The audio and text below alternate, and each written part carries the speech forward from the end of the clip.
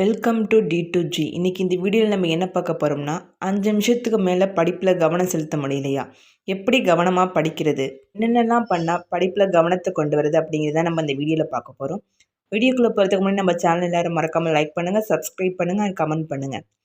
இப்போ நீங்கள் ஒரு காரின் ஓட்டுநர் இருக்கையில் இருப்பதற்கும் பின் இருப்பையில் இருப்பதற்கும் வித்தியாசம் இருக்கிறது. ஓட்டுநர் இருக்கையில் இருந்தால் சிறிதளவு கவன சிதறல் கூட இல்லாமல் காரை ஓட்டுவதில் மட்டுமே கவனம் செலுத்தணும்.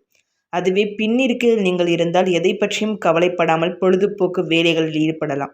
அதே போல உங்களது படிப்பை நீங்கள் ஒரு பொறுப்பாக, கடமையாக, உங்களது வளர்ச்சிக்கு அடிப்படையாக எடுத்துக்கொள்ளாததால் உங்கள் படிப்பில் கவனம் செலுத்த முடியாமல் போகிறது. எனவே ஓட்டுநர் கவனம் சாலையில் இருப்பதைப் போல உங்களுடைய கவனம் படிப்பில் குவியட்டும். ஒரு நாளைக்கு 24 மணி நேரத்தில் எவ்வளவு மணி நேரத்தை சரியாக உபயோகிக்கிறோம் என்று கண்காணியுங்கள். இளைஞர்கள் ஒவ்வொரு நாளும் பல மணி நேரங்களை வீணாக்குவதாக தகவல்கள் தெரிகின்றன. அதில் ஒரு சில மணி நேரங்களை உங்கள் படிப்பில் சிறந்து விளங்க போதுமானது. இதற்காக நீங்கள் ஒரு பயிற்சி செய்ய வேண்டும். இது ஒரு 20 நிமிட பயிற்சி. ஒவ்வொரு நாளும் 20 நிமிடங்கள் இதற்காக செலவிட்டால் படிப்பில் கவனச்சிதறல் ஏற்படாது. இந்த பயிற்சிக்காக அமைதியான, யாரும் தொந்தரவு செய்யாத ஒரு அறையை தேர்வு செய்து கொள்ளுங்கள்.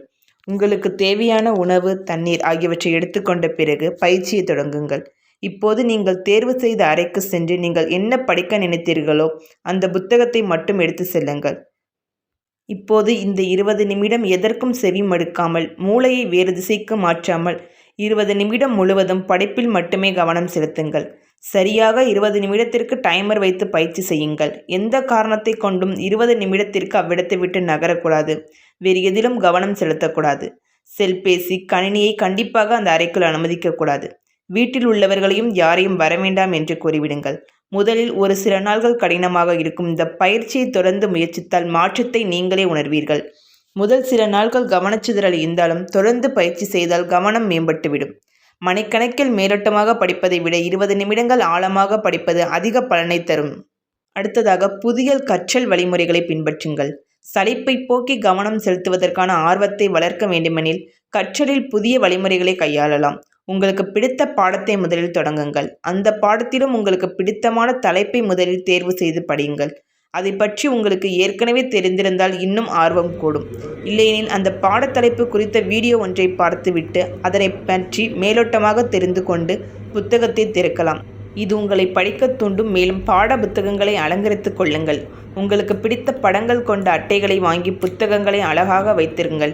பல வண்ணங்களில் பேனாவை பயன்படுத்துங்கள். நீங்கள் படிக்கும் அறையை அழகாக வைத்திருங்கள்.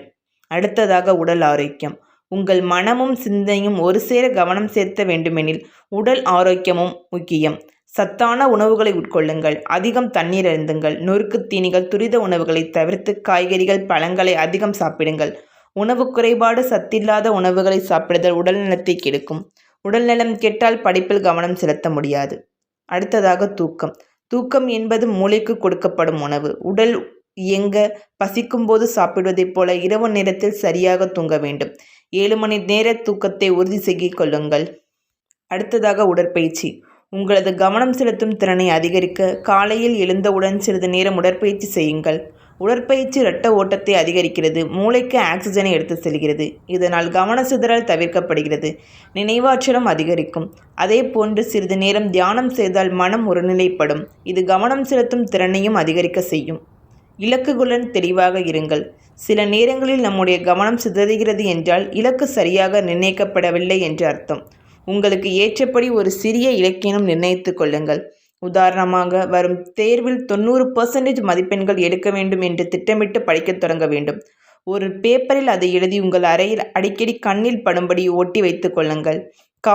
காலையில் எழுந்ததிலிருந்து இரவு தூங்க செல்லும் வரை நீங்கள் என்னென்ன செய்யப் போகிறீர்கள் என்பதையும் ஒரு அட்டவணையாக தயார் செய்து கொண்டு அதன்படி நடக்க வேண்டும். துணிவு, தன்னம்பிக்கை, விடாமுயற்சி இருந்தால் எவரொருவரும் சாதனை செய்ய முடியும். முயற்சி, பயிற்சி, வாழ்வில் வெற்றி. தேங்க்ஸ் ஃபார் வாட்சிங்.